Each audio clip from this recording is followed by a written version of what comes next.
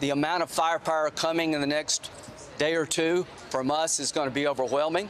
And when you add to the mix the Arab capability, then it's going to be overwhelming. The demise of this regime is at hand, and the goal is to make sure they can never be a threat like they were before. So I'm here to tell you the good news for me is I think the regional partners, the Arab partners, are going to be more involved, not less.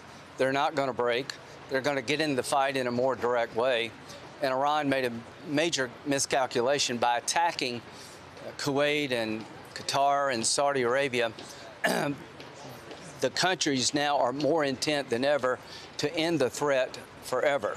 So what I see in the coming days is more capability directed at the regime that's non-American, more planes flying that are non-Americans, more missile capability brought to the fight by our allies. So the ability to inflict harm on the regime is going to increase, not just because we're more committed to ending this, because we're going to have more partners to do that. Now, I mean, the point is there was no imminent threat. There clearly was no imminent threat. This was the president on one hand that said to the American people, I completely eviscerated their nuclear capabilities, and now he's saying that they did not. So that was the problem. We had a classified briefing that left me utterly astonished at the lack of information they provided to justify the hundreds of billions of dollars of cost and the American lives that are being lost. This is the typical Donald Trump, is they jump around until they think they've found an explanation that could satisfy the most people.